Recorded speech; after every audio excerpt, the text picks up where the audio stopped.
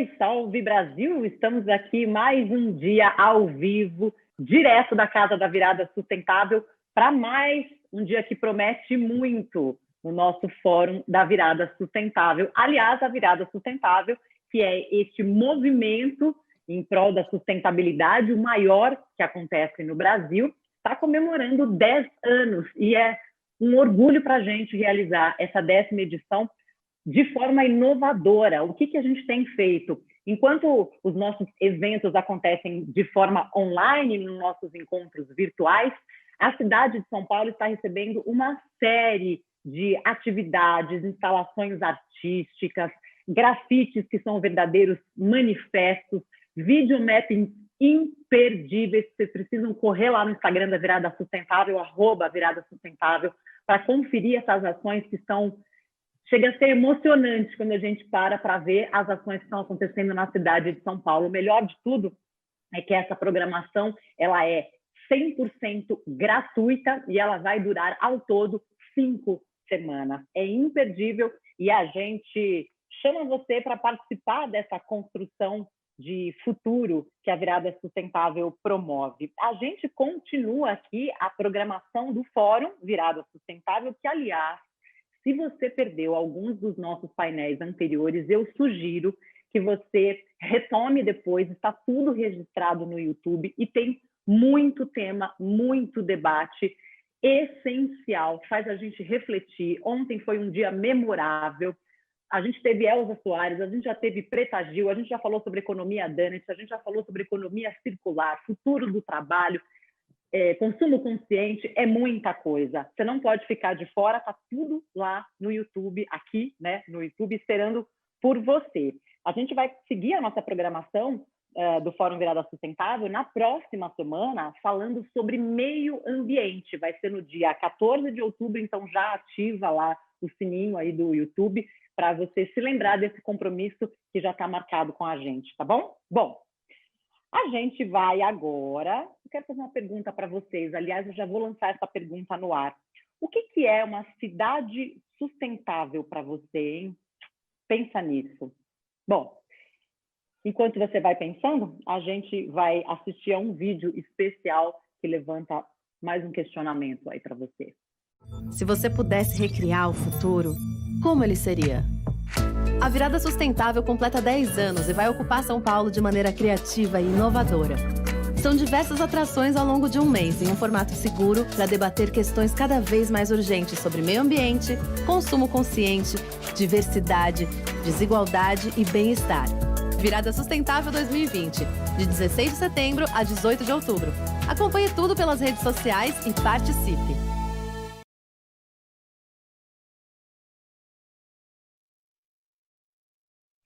Bom, o 2020 chegou com tudo para a gente aprender de uma vez por todas a pensar e olhar esse mundo de forma coletiva, né? Pensando nisso, a Virada Sustentável está promovendo a campanha Virada Sustentável Solidária. E o que é isso? É uma campanha para arrecadar recursos e ajudar na retomada das atividades dos catadores de lixo aqui da cidade de São Paulo. Então, você está vendo que tem um QR Code aí na sua tela. Ele está aí justamente para você fazer a sua doação e nos ajudar com esses recursos. A ideia é que essas doações sejam destinadas para a compra de equipamentos de proteção individual, equipamentos para que eles possam trabalhar de forma segura e também recursos que vão ser distribuídos entre as cooperativas que são indicadas pela Anlurb. Então, por favor, fica de olho sempre que esse QR Code estiver na tela. Se você ainda não fez a sua doação, faça. Ela é fundamental para o sucesso dessa campanha e para o apoio na volta da atividade dos catadores. Bom, pessoal, agora que eu já dei esses recados importantes, chegou a hora, então, da gente acompanhar juntos o debate sobre segurança hídrica a partir de soluções baseadas na natureza. Esse painel é realizado em parceria com o Pacto Global e oferecido pela Ambev AMA. Quando você escolhe qualquer água, quando você escolhe AMA. Chegou a Ambev AMA. Ambev destina todo o seu lucro de AMA para levar água potável a quem não tem.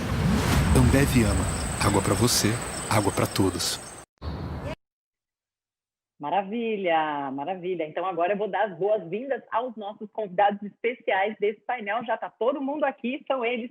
A Beatriz de Oliveira, gerente corporativa de meio ambiente da Ambev. Seja muito bem-vinda, Beatriz.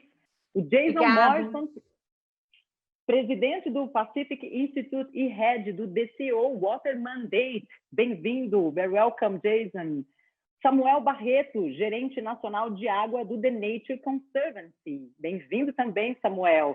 E a nossa mediadora, a Marie Iquemonso, gerente de gestão do território e informações geoespaciais do Instituto Estadual do Ambiente, o INEA. Um prazer te receber, Marie, e eu agora passo a bola para você conduzir esse painel. Obrigada, Carla. Boa tarde a todos. Primeiramente, parabenizo a iniciativa da Virada Sustentável, promovendo esse debate em relação a um tema tão importante que é segurança hídrica e soluções baseadas na natureza. Cumprimento os meus colegas participantes desse painel e agradeço também o convite da organização do evento para realizar a moderação com pessoas tão qualificadas e também atuantes nesse tema. Para quem está nos assistindo e ainda não conhece ou não está familiarizado com o termo, vale lembrar que soluções baseadas na natureza ou infraestrutura verde, natural, são medidas inspiradas e apoiadas pela natureza ou que imitam processos naturais para contribuir para uma melhor gestão da água. Um ótimo exemplo são ações de proteção, recuperação florestal ou manejo conservacionista em áreas naturais, em áreas rurais, em áreas de mananciais, que contribuem para promover redução dos custos do tratamento da água, minimização de enchentes, impacto de secas e também proporcionam simultaneamente bem-estar humano e benefícios para a biodiversidade. E quando a gente fala desse tema, segurança hídrica, ainda é comum o foco voltado para tubulações, turbinas, estações de tratamento, entre outras soluções convencionais que a gente chama de infraestrutura cinza. E a gente necessita ainda avançar muito e compreender e adotar cada vez mais soluções que combinem as soluções baseadas na natureza com essas soluções tradicionais para que a gente consiga superar os desafios das nossas cidades e também gerar maior valor para a sociedade. Então, hoje a gente vai iniciar esse debate e começa, então, a pergunta para um dos nossos participantes, começando, então, com o Jason. Jason, como podemos avançar na construção de um business case, ou que a gente chama de caso de negócio, para apoiar os tomadores de decisão para a adoção das soluções baseadas na natureza? E como a gente pode viabilizar investimentos multilaterais nessas soluções? Jason, por favor.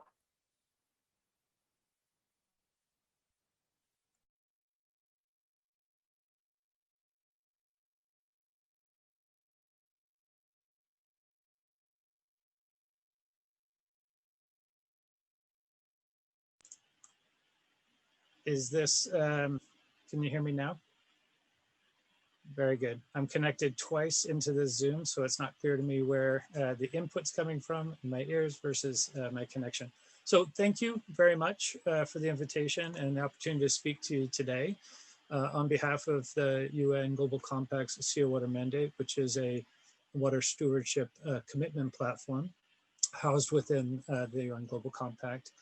And to answer your question, I want to start by saying that for the business community, there is a real interest in investing in nature-based solutions. There has been for quite a while from the leading companies, but there's a growing interest by others to not only manage water more responsibly within their factory fence lines, but also to invest in the watershed to improve water security. Nature-based solutions has emerged as an opportunity to invest in basins in a way that realizes multiple benefits. Many of the companies have started on this journey through the idea of replenishing and trying to derive some sort of volumetric water benefit associated with the basin investment. But we're seeing that those same benefits will realize biodiversity or water quality or socioeconomic benefits.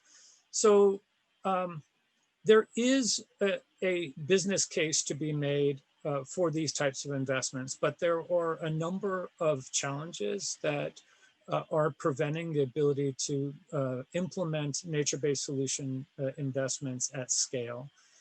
They are technical challenges, they are governance challenges, and they're financial challenges. So let me just try to spend a few minutes trying to unpack that a little bit. On the technical side, it's very hard sometimes to actually quantify some of the co-benefits associated with a nature-based solution investment. The water quality benefit may be easier to calculate. How this improves community well-being by having a natural place for people to jog along on a trail, it's hard to monetize that or to put a value on it. If you're going to really increase the willingness to make such investments, we'll need a better way, a more standardized way of being able to assess the co-benefits associated with them and to quantify them, and where possible to value them, because once we can put a value on them, it will increase that business case that we're looking for. Another challenge is around the governance challenges around co-investing and the outcomes. And some of these institutions, whether they be public or private, are not typically used to getting involved in co-financing arrangements where a transportation agency or a stormwater capture agency is co-investing in a project with a corporate and a land use planner for a park on something that would realize these benefits across the spectrum that we know that a nature-based solution can do. And in some instances in the US, some of those federal or state or local agencies are actually precluded from making an investment when they're supposed to be a stormwater management agency that may have a greenhouse gas reduction benefit. It's just outside of their scope, and they're actually precluded from doing so by law. So there's going to be some governance and legal reform that's necessary in order for this to go to scale. And lastly, around some of the financing structures, from a business sector perspective, oftentimes there's a real need to be able to quantify the return on the investment in order for the company to justify the investment in the first instance, but particularly scaling that investment. Trying to get those co-beneficiaries to align on what the project scope is and how it will derive quantifiable benefits for each of those organizations will be the prerequisite for those agencies or entities to put money on the table in the first place. And so trying to get those co-financing structures in a place where everyone can measure the benefits coming out of them is a challenge. And so let me sum up by saying there's a lot of interest in the business community in doing this, but if we're going to move from anecdotal to something that's more scalable, we're going to need to solve for the financial, the governance, and the technical understanding of how you would quantify these benefits. Thank you, Jason. Obrigada, Jason. Good point. Bem, então, prosseguindo aqui no debate, esses vários pontos que o Jason trouxe também se conectam com essa pergunta que eu vou fazer para o Samuel. Então, Samuel, agora eu gostaria de ouvir de você quais são os maiores desafios enfrentados para a transformação da visão sobre a gestão do território em bacias hidrográficas, considerando as soluções baseadas na natureza, de modo que a gente consiga promover e melhorar o acesso à água em quantidade e qualidade. Bom, boa tarde, Maria. Um prazer. Boa tarde a todos. Queria cumprimentar todos os nossos colegas aqui de mesa, a Beatriz, Jason, a Carla, Maria, parceira aí do INEA, a Juliana, do Pacto Global, parabenizar a virada por uma década, mostrando como que a sociedade pode contribuir com a transformação da onde a gente vive, né? Quer dizer, uma década aí de transformações nas cidades, em várias cidades brasileiras. Então, é uma honra poder participar aqui desse debate hoje com todos vocês. Então, acho que tem uma primeira questão, Maria, que é o pensamento de que a água é um recurso infinito. Então, esse modelo mental de que é um recurso infinito, acho que é um primeiro desafio para aterrissar no território. Um segundo desafio que eu colocaria é que as obras de infraestrutura cinza vão responder a todos os desafios relacionados à escassez. E a gente está vendo que não é suficiente, porque você pode ter a infraestrutura, que é importante, mas pode não ter água para passar dentro dessa infraestrutura, dessas tubulações. Além disso, é necessário tratar esse tema com a maior e mais alta relevância no âmbito das políticas públicas, deve ser uma política de Estado, algo de interesse nacional, porque a água afeta a todos nós, afeta a vida, afeta o desenvolvimento, afeta as pessoas, afeta a economia, afeta tudo. Então, ela deve ter o mais alto grau de prioridade. É também preciso trazer o papel de corresponsabilidade dos cidadãos. Nós apoiamos um estudo recentemente do Instituto Trata Brasil sobre demanda futura de água. E a gente entende, percebe, né, esse diagnóstico, por exemplo, de aumento populacional, aumento de atividade econômica relacionado à mudança climática e aumento da demanda da água. E a gente percebe que as coisas não casam. Então, tem um papel também do comportamento, do padrão de consumo e do papel corresponsável do cidadão. No Brasil, nós temos uma política de recursos hídricos que eu considero uma das mais modernas do mundo, mas é preciso fazer com que ela seja implementada na sua integralidade, né? Quer dizer, implementar os instrumentos de gestão, que são mecanismos que podem nos colocar aí numa rota de sustentabilidade quanto à quantidade e qualidade de água, entre os diversos atores, usuários, inclusive a partir da proteção do meio ambiente. Também para a questão da água, e a gente sabe que disponibilidade de água depende do manejo. E o manejo, a gestão da água, nesse tema específico, depende de uma unidade de planejamento que é a bacia hidrográfica. A água não sabe quando sai de um município, vai para outro município, sai de um estado, vai para outro estado, sai de um país, vai para outro país. Isso é só uma divisão administrativa. Para tratar da água, a gente necessariamente tem que pensar na bacia hidrográfica. Nesse momento que está tão em evidência o incêndio, né, que é um dos riscos enormes que existe no Pantanal, se a gente for pensar em bioma, a gente não consegue fazer a gestão adequada do Pantanal, porque as suas cabeceiras estão no cerrado, está na parte água. Então, e é de lá que começa a vir, né, todo o funcionamento, o pulso hidrológico para manter a planície. Então, para a bacia hidrográfica, para a água, a gente tem que pensar em bacia hidrográfica. E para manter qualidade e quantidade de água, a gente não pode desconsiderar as soluções baseadas na natureza, como a conservação, a restauração das florestas, a proteção das nascentes, quer dizer, o planejamento do território respeitando essas questões, né, das áreas de recarga, dos topos de morro, elas cumprem funções ecológicas.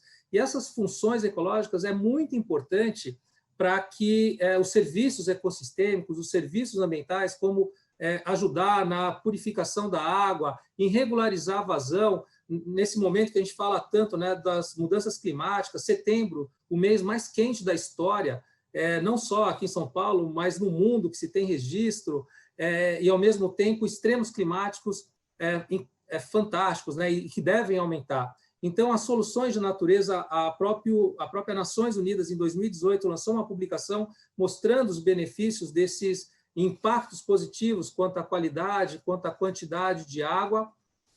A TNC, que é uma ONG de meio ambiente, em 2017, lançou também uma publicação chamada Beyond the Source, em português, nós batizamos da água além do manancial, mostrando a relação de 4.000 médias e grandes cidades, os desafios que nós temos com relação a esse tema. Apenas 1% dos investimentos nessas 4.000 médias e grandes cidades do mundo são investidos nesse tipo de solução. Então, o que o Jason falou dessa reforma das políticas públicas, desse framework da política de água, ela é necessária. E não é que essa solução ela é mais importante do que outra, mas ela é tão importante quanto as demais. Então, hoje aqui a gente tem também a oportunidade de trazer mais esse tema para traduzir para as pessoas, né, como que conservar a floresta, como que proteger, recuperar essas áreas são importantes. A gente vê nos nossos mananciais como eles estão perdendo capacidade de produção e conservação de água.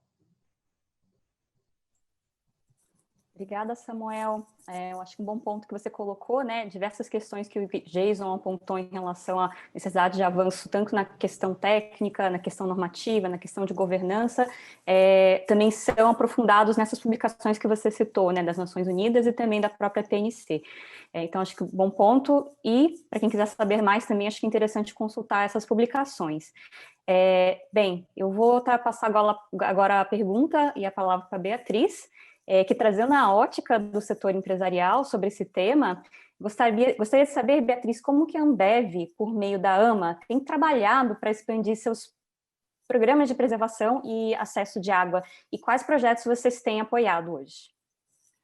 Bom, boa tarde, Marie, boa tarde aqui para todos os colegas. Primeiro, também, parabenizar aí a Virada Sustentável por 10 anos desse evento tão importante aí para levantar as pautas de sustentabilidade. Também agradecer o convite, uma honra participar aqui falando de um tema tão importante e com os colegas aqui tão especialistas no assunto.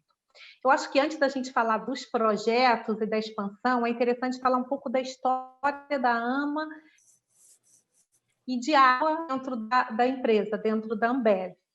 Bem, água é a nossa matéria-prima principal. E aí, a preservação, o fomento no acesso à água são pilares centrais para a gente como visão de sustentabilidade empresarial.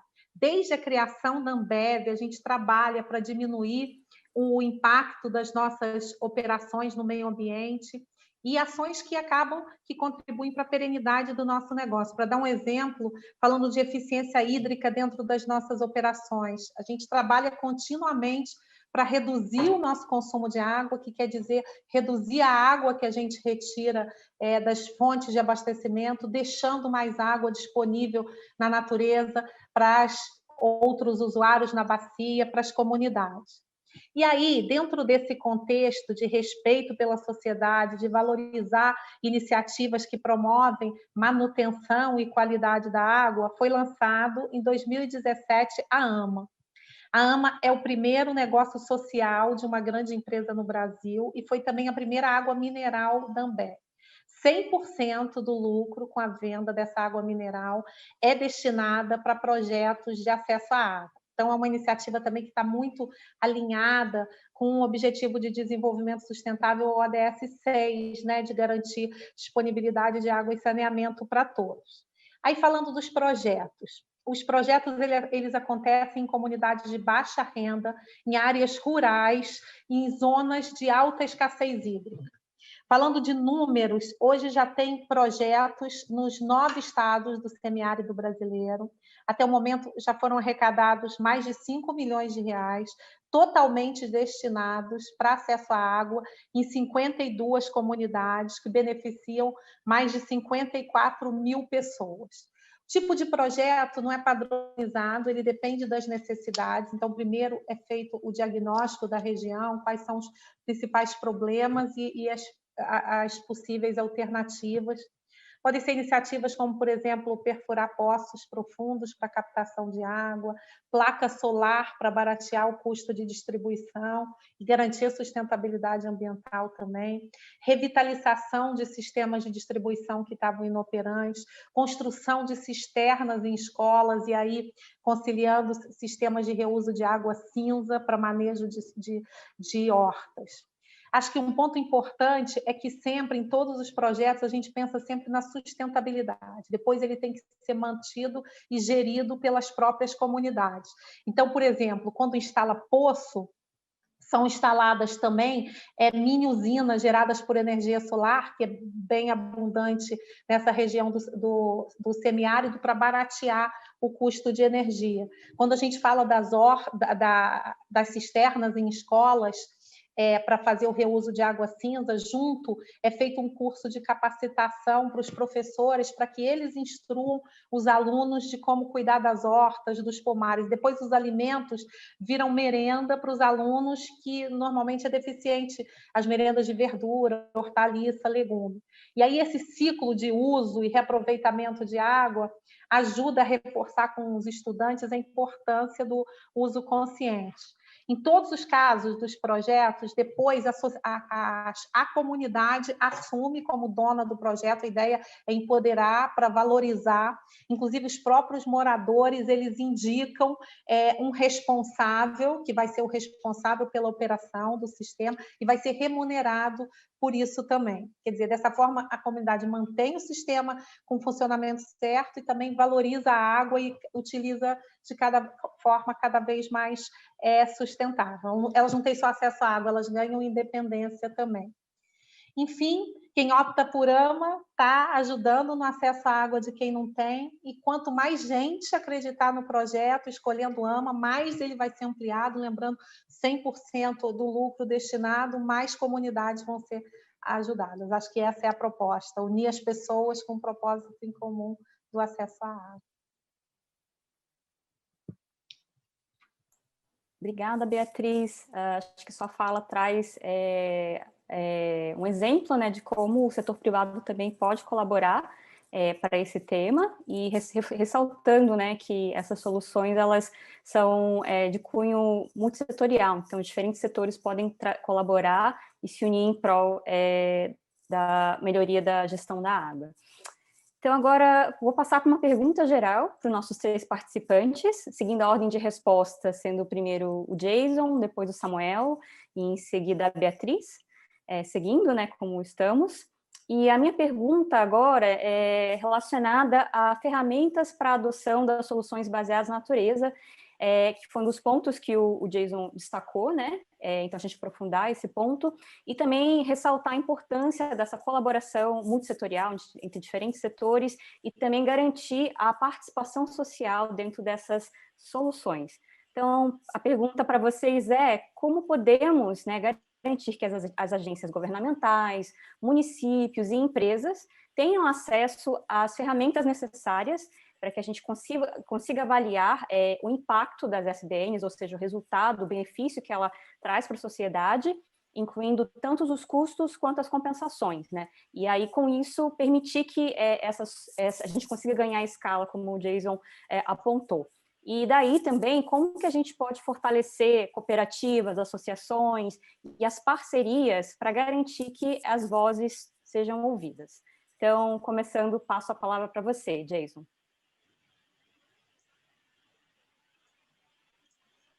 Great, thank you for that question. This is, in relative terms, a newer issue, and there's a lot of work to be done to get alignment between different stakeholders, whether they be water agencies and other government institutions or businesses that may be investing in these types of projects, and how those projects are understood and received by the communities where the investments take place. And so the tool development is underway. The Pacific Institute Sea Water Mandate is involved in a tool that will help for part of this, which is around how to understand what the suite of co-benefits are for nature-based solutions that are investments that are being made, so that we can at least, even if we can't always quantify all those co-benefits or put a value on them, we can at least have a shared understanding of what are those co-benefits. And that, just even that as a first step, is a really important way for different stakeholders to align on that. And I'll give you some examples. The other things that we'll have to figure out, though, is the very complicated issue of the scale of the investment, or the geographic scale of impact, and I'll come back to that, as well as time. Because when you look at nature-based solutions, those benefits associated with the investments are really related very intricately to time and to geographic scope. And the catch is that in order to realize the most benefits out of it, it has to happen at scale. And to do it at scale, you can't have an individual actor doing the investment. It's too big. So let me first talk about the suite of services that come from that. If you're going to make a comparative evaluation of a green infrastructure solution versus a gray infrastructure solution, you have to be able to first assess what is the suite of services that come from the investment. And I'll give you a very concrete example. If you're developing a culvert for stormwater capture, and it's an engineered solution, a gray infrastructure solution, it's very clear that that investment will derive the benefit of avoiding flooding, channeling water into riverways, and just making sure there's not flood impact damage. If you were to take a green infrastructure solution approach to that, what you may simultaneously get from that investment is flood management benefit, but that same wetland that is created may also filter polluted runoff and give you a water quality benefit. And then also, since it's a contiguous wetland to another area, it may actually offer a biodiversity benefit because there's a healthy ecosystem where animal flora and fauna can then flourish. So those two investments are not comparable because the scope of services are different from what you're doing. So you need to be able to understand that across the co-investors and the beneficiaries in order to be on the same page around what you're getting. The second has to do with time. So when you make an investment in green infrastructure versus gray infrastructure, how that investment plays out over time is completely different. From the minute you build a gray infrastructure solution, that investment starts depreciating in value with every year on out. A green infra solution, as the ecosystem gets healthier and more robust, is an asset that appreciates over time. So you can't really make a comparative assessment of the return on investment until you factor in what is the time horizon for the benefit that we're trying to realize, because a wetland over 50 years is a lot more valuable at the end of 50 years than a stormwater culvert. That's the time issue. And then the trickiest one is about scale. So many of the companies that we work with that are making investments in nature-based solutions are doing so because they want to have a positive impact, like Anheuser-Busch InBev or Ambev in Brazil. And so their capability of investing in a project maybe allows a certain scope of impact, a project that can restore 50 hectares of land. But if you use an example here in California, where I live, a 50 hectare benefit may derive some improved ability for that land to absorb and retain water, which will provide a dividend down the road when you want to draw on that water benefit. But at 50 hectares, it may not actually give a biodiversity benefit. In order for, so there are some companies that are investing in the Sacramento Valley, which is where there's farmland and rural area. Many of the wetlands there are called groundwater dependent wetlands. So as you're drawing down the groundwater, those ecosystems and wetlands on the surface are potentially threatened and are not longer a healthy ecosystem. But in order to protect that wetland as a system, it can't just be 50 hectares at a time, because that aquifer is getting pulled down in much larger swaths of land. And so to have an impact for that ecosystem, you need to have a geographic scale that allows for that. And no one company is going to be able to save that much to invest that amount. So then you get into who are the co-investors that can actually allow for that benefit of ecosystem to happen at scale. So again, it comes back to the scope of benefits from the project, the geographic scale, and then the timeline that you're looking at. And right now, we do not have common ways that we're assessing that comparatively to gray infrastructure. And until stakeholders can start to utilize tools that can bring that alignment, it will always be hard for us to get to a scalable implementation for nature-based solutions. Thank you, Jason. Obrigada, Jason, né, pela fala super assertiva, né, trazendo várias contribuições técnicas de como a gente consegue avançar no tema. Bem, agora, Samuel, com você. Bom, obrigado, Maria. Eu queria só fazer aqui um primeiro comentário que, sem dúvida, a gente tem que avançar cada vez mais para estar quantificando, ter essa base de informação, mas também queria aqui ressaltar daquelas medidas que a gente chama as medidas sem arrependimento, as medidas no regrets, né? Quer dizer, a gente sabe que proteger uma nascente, proteger um topo de morro, proteger aquelas áreas de recarga, proteger as áreas de maior erosão dentro de uma bacia hidrográfica, ela não vai provocar prejuízo. Mas, sem dúvida nenhuma, que quantificar esses benefícios e ter também as análises econômicas é extremamente importante. Eu vou contar aqui um caso concreto que a TNC desenvolveu em parceria junto com vários parceiros. Acho que esse é o primeiro ponto, né? Quer dizer, o trabalho, diante de todos esses desafios, ninguém vai dar conta dele sozinho. Então, trabalhar com governos, trabalhar com o setor privado, trabalhar com a sociedade civil é um dos caminhos e uma das respostas poderosas para isso, e é como nós também na TNC fazemos.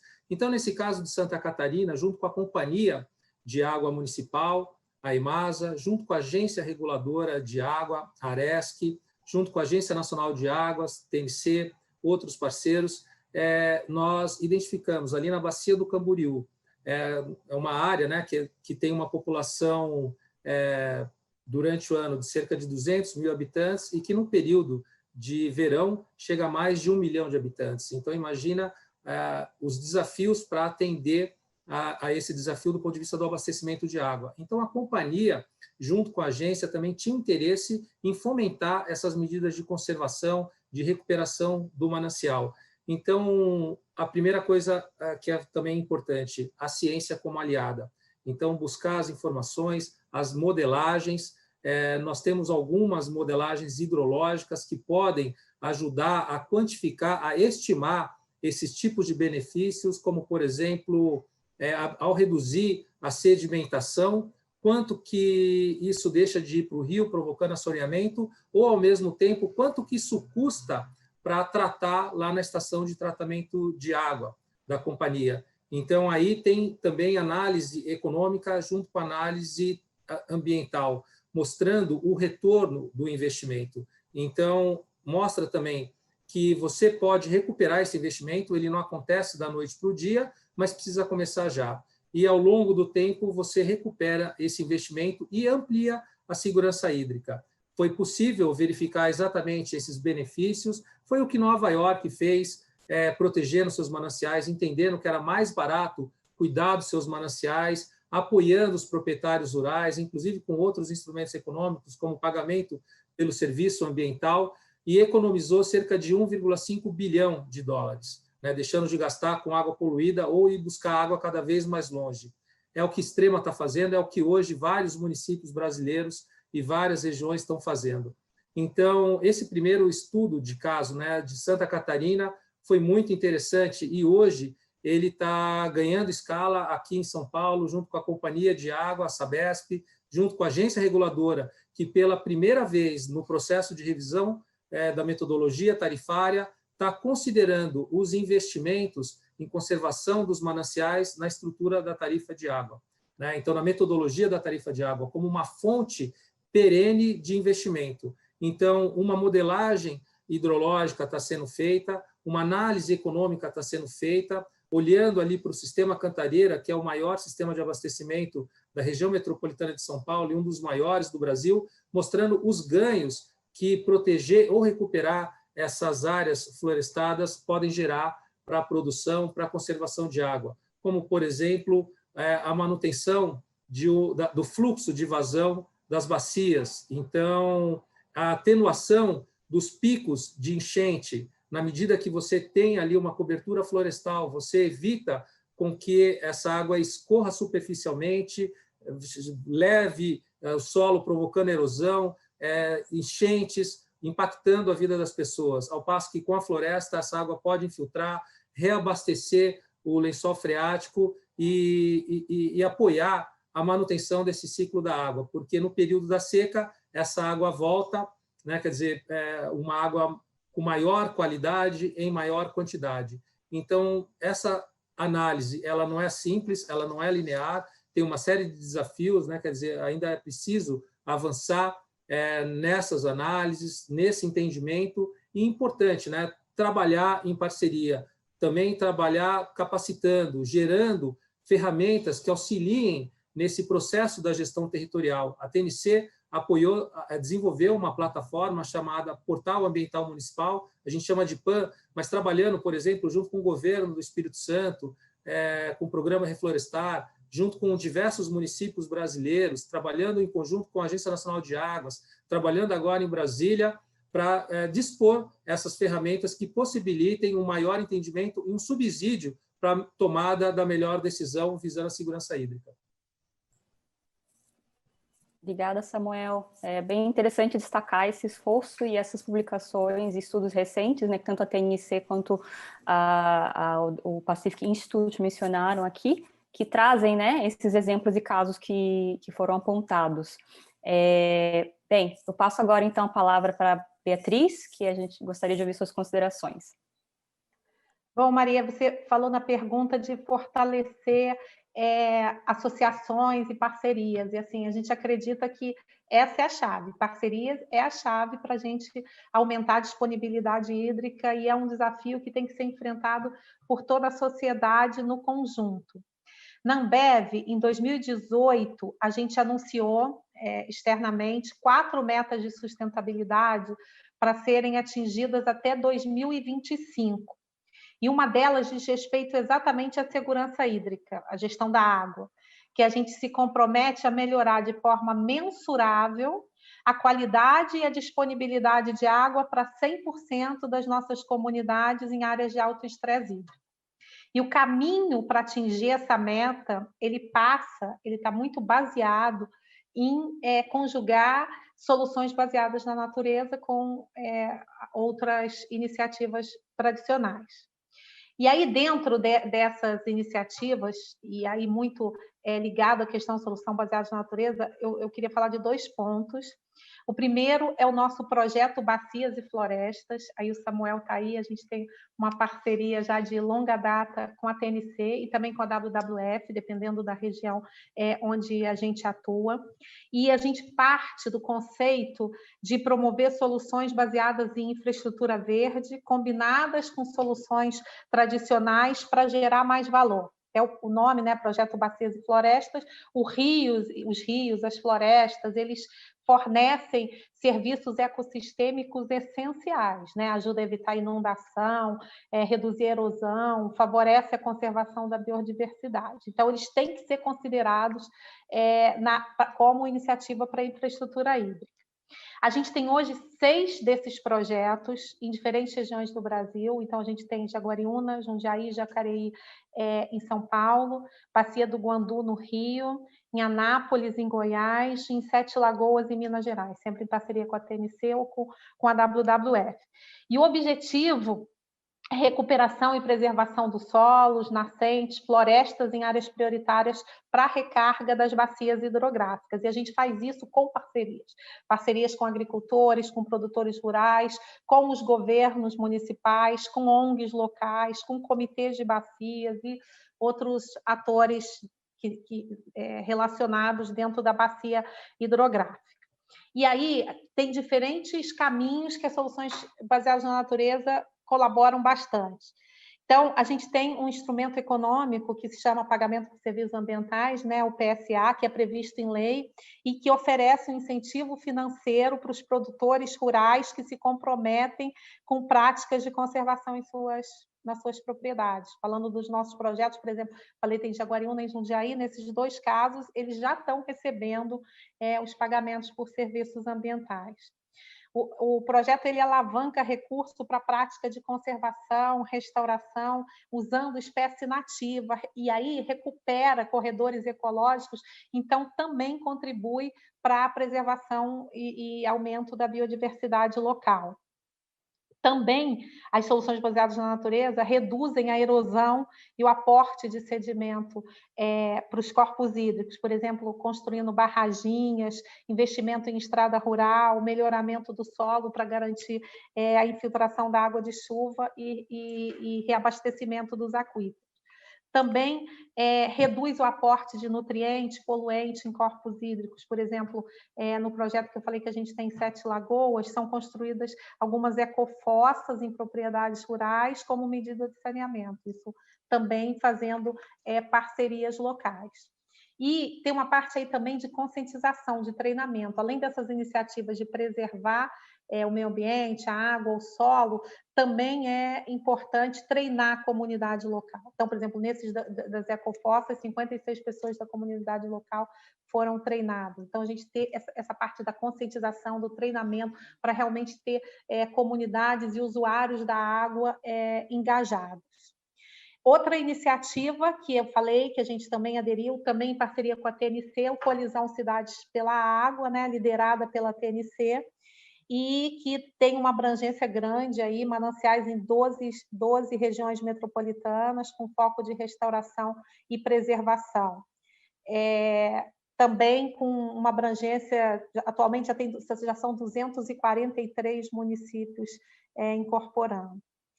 Enfim, são parcerias importantes entre empresas, governos, instituições, com modelo sustentável para a segurança hídrica. Então, projetos de restauração florestal, saúde dos mananciais e conscientização sobre o uso racional da água. A gente acredita bastante que esse é um caminho bom aí quando a gente pensa de segurança hídrica.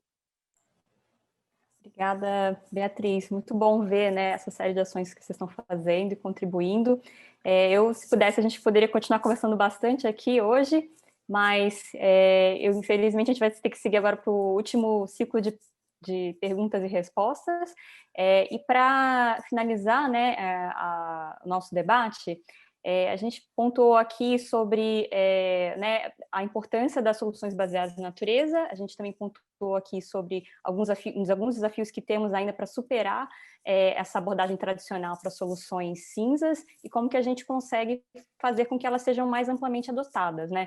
Então, a gente também viu casos e exemplos práticos sendo aplicados, algumas ferramentas que estão em desenvolvimento, casos aqui no Brasil, casos sendo adotados aí pela Ambev. Mas eu gostaria de fazer uma pergunta mais geral para os 6 participantes de como que vocês enxergam que a gente pode trabalhar em conjunto para encorajar a mudança do comportamento tanto individual quanto social, de modo a desconstruir essa dependência exclusiva da infraestrutura cinza e incentivar o investimento em grande escala das soluções baseadas na natureza, que é a pergunta de $1 milhão, né? É uma pergunta bem abrangente, mas eu acho que para um fechamento, né, da fala de vocês, como vocês veem isso? Então, começando na ordem do Jason, Samuel em seguida e a Beatriz. Jason, você, por favor. Thank you. How do we get from where we are to where we want to be on nature-based solutions and water sustainability? I think for those of us that have been in this for a long time, we know that you can't have meaningful impact on water unless you work collectively. There's no one segment of society that can achieve water security in any locality by that organization working by itself. So in order to get to scale for nature-based solutions or just achieving water security more generally, we have to recognize the collective action imperative. And I think in the water stewardship space, there are many companies that get that and that are really trying to do it. But let's just admit it, collective action is easier to talk about than to do. It's really hard to do in practice. Likewise, we have said for decades now that achieving sustainable development is going to require integrated thinking and integrated approaches. We've known that for a long time. But the fact of the matter is we're really bad at doing it.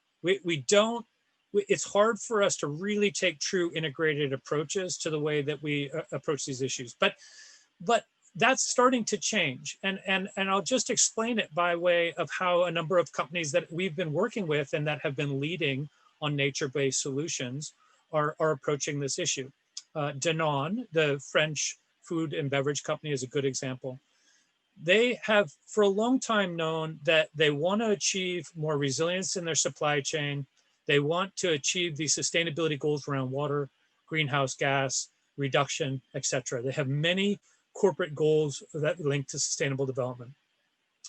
So when they're pursuing the work that they do with their farmers in their supply chain around soil health, they know that these types of investments are not only increasing the yields for these farmers and therefore economic livelihood and security benefits for those farmers, but they are simultaneously realizing greenhouse gas reduction objectives and water benefits that the company has been seeking both in the water volume space and in the reduction of pollutant or nutrient return flows to waterways.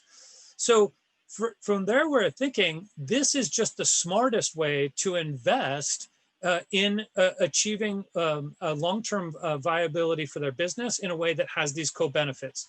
What will help to scale these types of investments, not only within the company, is the ability to quantify what those benefits are with those investments so that the sustainability team can sell that within the other business units so that the company can say, this totally makes sense and we are going to increase our investments.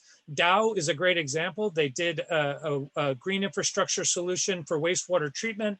It was so cost effective for them. They then committed another $1 billion over 10 years on similar approaches because it made sense economically. The other thing that we need to get around is the willingness to think more comprehensively and over longer time periods. And that's the only way we'll get to where we want to be. if you think about it this way, all stakeholders within a river basin would agree that long-term water security and water resilience in the face of climate change is what they want. The businesses want it, the cities want it, the communities want it. So just by extending the temporal horizon, you can align on what we're all trying to achieve. Everyone wants the same thing. So we can get out of the whole area of these are the bad guys that use the water, these are the people that pollute it, whatever. It's basically a more holistic way of coming together across the stakeholder groups around a shared goal for the region. And you can only do that if you get far enough out into the future. You also have to think more comprehensively, otherwise you can't do it. So a good example of this in the San Francisco Bay Area is Google, which has made a lot of really great investments on their own headquarter facilities and other office buildings around green infrastructure. But the benefits that are realized by that are limited in the sense that it's only a small geographic area. If you want to have green corridors or really start alleviating the heat island effect for the whole area, you need to start working with other landowners around you. And whether that's a public park or a municipal agency or a water provider on the wastewater side or on the water supply side. But once you start bringing those organizations together and thinking about these investments in a way that has multiple benefits for each of those, that comprehensive approach, that's when you can have scalable solutions. And the only way you get there is if your starting point is, I can't get from where I am now to where I want to be unless I work with other stakeholders and I'm willing to come to the table and have that conversation. It's the only way forward. But there's a willingness behind that that needs to be there to start. Obrigada, Jason. Samuel, com você. Obrigado, Maria. Bom, o desafio das mudanças climáticas será talvez se não o maior, um dos maiores desafios que nós vamos enfrentar durante todo esse século XXI. E a expressão dos impactos dessas mudanças nós vamos ver exatamente na água, seja pelo excesso ou pela falta de água. E esses extremos climáticos nós estamos vendo cada vez se confirmarem, né, de acordo com os diagnósticos feitos pelos especialistas do painel intergovernamental das mudanças climáticas, o IPCC. Cada vez mais frequentes e cada vez mais intensos. Então, para responder a esses desafios, até o momento, pelo menos, só encontrei uma forma, que é exatamente por essa plataforma coletiva e cooperativa entre os diversos atores de governos, governos locais, municipais, estaduais, nacional, o setor privado, os diversos atores da sociedade civil, pactuando ações conjuntas em torno da bacia hidrográfica, da melhoria da quantidade, da qualidade de água, porque a água impulsa o bem-estar social, impulsiona a economia, enfim, tem relação com tudo que tem a ver conosco. O exemplo que a Beatriz falou da coalizão Cidades pela Água, acho que é uma pontinha do iceberg, mas mostra como que essa conexão entre os diversos atores geram benefícios coletivos, onde não tem nenhum perdedor. Até o momento, nós captamos cerca de 26 milhões de reais nos últimos 5 anos e conseguimos alavancar cerca de 240 milhões de reais, conseguindo restaurar, conservar e promover melhores práticas em mais de 124 mil hectares, é o equivalente a mais de 124 mil campos de futebol, promovendo melhoria não só da recuperação das áreas, mas olhando para paisagens produtivas, melhorando as propriedades rurais, beneficiando quase 20 mil pessoas, gerando mais de 20 milhões de pagamentos por serviços ambientais e recuperando áreas que vão contribuir para o abastecimento das pessoas que vivem na cidade. A água não vem da torneira, vem de uma bacia hidrográfica que está cada vez mais longe, então é importante proteger e conservar essa bacia hidrográfica. De forma coletiva, cooperativa, acho que nós temos uma grande chance de reverter esse cenário. Temos uma grande oportunidade no Brasil com a política nacional dos recursos hídricos, com a política estaduais dos recursos hídricos, com seus instrumentos de gestão, onde temos que organizar, pactuar a implementação desses instrumentos. É a nossa oportunidade para reverter um cenário, como aconteceu aqui na bacia do PCJ, onde um dos rios, o Rio Jundiaí, ele teve uma melhoria da sua qualidade de água. Traduzindo para quem está vendo, é como se você tivesse um time de futebol, o time saiu da Série B e foi para a Série A. Melhorou a qualidade de água num momento muito desafiador, que era quando estava acontecendo a crise hídrica aqui em São Paulo, a pior seca da história. A melhoria da qualidade de água permitiu, né, não só a passagem por diversos municípios por aquele processo da seca, como a manutenção de atividades também econômicas, além, obviamente, do abastecimento doméstico. Isso é muito importante. Então, hoje, para dar uma dimensão também para as pessoas, nós temos algo como 114 mil quilômetros de rios no Brasil comprometidos, segundo o Atlas do Saneamento da Agência Nacional de Águas. Para dar uma dimensão de extensão, isso equivale a 1/3 a distância da Terra à Lua, 1/3 da distância da Terra à Lua com rios comprometidos. Então, nós temos que ter uma ação coletiva, cooperativa, uma grande oportunidade também com esse marco legal do saneamento, onde pode haver uma movimentação de mais de 500 bilhões de reais nos próximos 20 anos, onde é importante promover a inclusão de mais de 35 milhões de pessoas hoje no Brasil que não têm acesso à água, metade da população brasileira que não tem acesso à coleta, ao tratamento de esgoto, os nossos mananciais sendo perdidos por desmatamento, por poluição da água. Então, temos que reverter esse cenário. A TNC acredita que pessoas e natureza podem e devem prosperar conjuntamente. O exemplo da coalizão pode ser uma pontinha do iceberg, mas acho que mostra um pouco como é possível prover e promover essa transformação em parceria, em cooperação, em sinergia, em promoção da biodiversidade e trazendo esse ativo que são as soluções de natureza, não só para prover a segurança hídrica, mas para proteger os habitats, as espécies aquáticas, que são os sistemas que mais têm sofrido e perdido, né, espécies, habitats, funções ecológicas comparados aos sistemas terrestres e marinhos. Obrigada, Samuel. Beatriz, por favor. Bom, como eu mencionei, né, para a gente, água é matéria-prima, é estratégia, e faz assim todo sentido a gente valorizar, implementar iniciativas e parcerias para manutenção de disponibilidade e qualidade da água.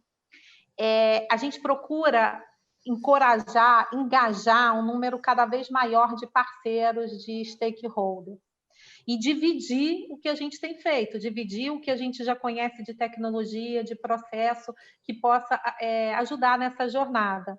Te dando um exemplo, em 2017, a gente criou o SAVE, que é Sistema de Autoavaliação de Eficiência Hídrica, que é uma ferramenta online totalmente gratuita, onde a gente compartilha as boas práticas de eficiência hídrica que a gente já implantou, que eu contei lá que nos últimos 10 anos foi 45% de redução, mais água disponível na natureza para outros usos, com pequenas e médias empresas. E a gente está procurando incentivar, procurando colaborar para que também outras empresas se conscientizem tanto da importância da eficiência hídrica, na importância que eventos de escassez de água podem ser evitados ou podem ser minimizados. Outro exemplo de buscar parcerias, buscar ações em conjuntos e engajar são projetos que a gente tem de reuso externo do nosso efluente tratado em outras atividades dentro da bacia, atividades agrícolas, outras empresas, quer dizer, é bem simples, usar o que a gente capta a água, que a gente faz um trabalho de cada vez diminuir ao máximo o consumo, parte é usada, incorporada ao nosso produto, parte a gente trata e é devolvida para o rio.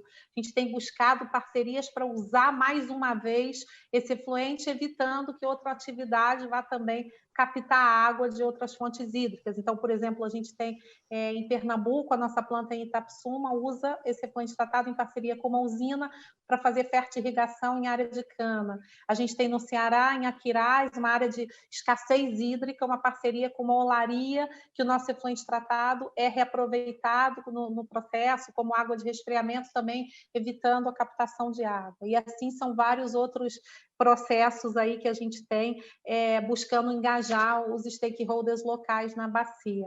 Pensando no nosso ecossistema, na nossa cadeia, a gente tem uma série de iniciativas na agricultura, né, dentro do nosso processo de cultivo de malte, de cevada, com agricultores, procurando aumentar a produtividade no cultivo para reduzir o consumo de água. e também dentro da nossa cadeia, assim, um dos parceiros mais importantes e próximos, né, são os donos de bares e restaurantes. Se a gente pensar, Brasil é mais de 1 milhão de pontos de venda, então engajar todo esse público também é um passo importante aí para essa questão de contribuição em aumentar a disponibilidade hídrica. Falando dessa questão de soluções baseadas na natureza, um modelo que a gente acredita bastante é o que eu mencionei lá, do projeto Bacias e Florestas, de trabalhar de forma conjunta e buscar parcerias para implementação. O Samuel mencionou a questão de recursos alavancados, então, naqueles 6 projetos que a gente tem, em média, para cada valor que a gente investe, a gente alavanca mais 3 vezes de recurso, então, é um mecanismo que vai se multiplicando com as parcerias, e a gente considera isso, assim, para que esses projetos continuem alavancando recursos, a gente considera 3 fases. Então, primeiro é o arranjo institucional, vai se formar a unidade gestora de projeto, as bases cartográficas, priorizar as áreas e as ações, estruturar o arcabouço legal.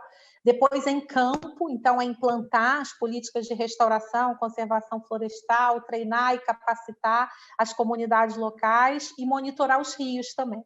E, por fim, vem a sustentabilidade do projeto. Então, com o projeto já mais maduro, a gente espera que os recursos para infraestrutura verde já estejam previstos e protegidos por lei, a comunidade local engajada, e aí é possível mensurar, é possível acompanhar indicadores como quantidade de hectares restaurados, reflorestados, indicadores específicos de qualidade de água no rio monitorados, número de pessoas beneficiadas, aumento de biodiversidade, e cada vez que a gente vai mensurando, vai fazendo sentido continuar crescendo, fazendo mais e buscando mais parcerias. Então, sem dúvida, assim, uma estratégia importante para a gente garantir qualidade e disponibilidade para as próximas gerações, e é estratégico para toda a sociedade. Aqui, então, a gente fala na Ambev que sustentabilidade não faz parte, sustentabilidade é o nosso negócio, e assim a gente tem que continuar para ele. Obrigada, Beatriz. Bem, foi muito bom estar com vocês, esse painel foi muito rico. Queria deixar também para quem está nos acompanhando, que vocês podem deixar perguntas aí no chat, que a organização aqui do evento vai tentar respondê-las por e-mail, quem está aqui até agora conosco. E acho que destacar aqui, se a gente pode destacar algumas palavras-chave, né, desse nosso debate, acho que é governança, colaboração e cooperação multissetorial, co-investimentos, a importância da sensibilização dos diferentes atores envolvidos, importância de ferramentas que integrem a avaliação das soluções de infraestrutura cinza com infraestrutura natural, e quantifique os co-benefícios, e também é isso, que a gente veja esses exemplos práticos que foram apontados aqui, que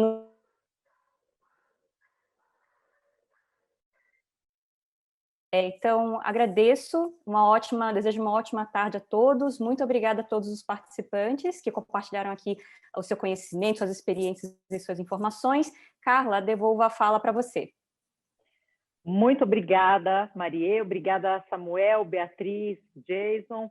A gente sempre abordando o tema da água, segurança hídrica, em todas as edições da Virada Sustentável, um tema mais do que fundamental. Parabéns a todos vocês, obrigado pelo conhecimento compartilhado.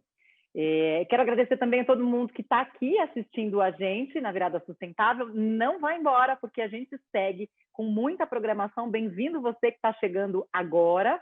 A gente vai ter aqui no Fórum Virada Sustentável de hoje mais 2 painéis que serão Mobilidade pós-pandemia, traçando modelos mais sustentáveis, e Rio Pinheiros, passado, presente e futuro. Aliás, no Instagram da Virada Sustentável tem o registro de uma ação bem interessante que a Virada promoveu e levou alguns convidados especiais para remarem de bote pelo Rio Pinheiros. Você já imaginou como é que seria essa experiência se você estivesse lá? Curioso, hein? Então corre lá no Instagram da Virada Sustentável para conferir os vídeos que contam como é que foi essa experiência. Zeca Camargo esteve lá, a Mari Amaral esteve lá também, Bel de Menos Um Lixo também esteve lá, e vale a pena, viu? Eu dei uma espiada ali. Não posso contar muito, não. Corre lá para vocês verem. Bom, agora, antes da gente continuar aqui com a nossa programação, eu quero fazer uma pergunta. Se você pudesse recriar o futuro, como ele seria? Se você pudesse recriar o futuro, como ele seria? A Virada Sustentável completa 10 anos e vai ocupar São Paulo de maneira criativa e inovadora. São diversas atrações ao longo de um mês, em um formato seguro, para debater questões cada vez mais urgentes sobre meio ambiente, consumo consciente, diversidade, desigualdade e bem-estar. Virada Sustentável 2020, de 16 de setembro a 18 de outubro. Acompanhe tudo pelas redes sociais e participe!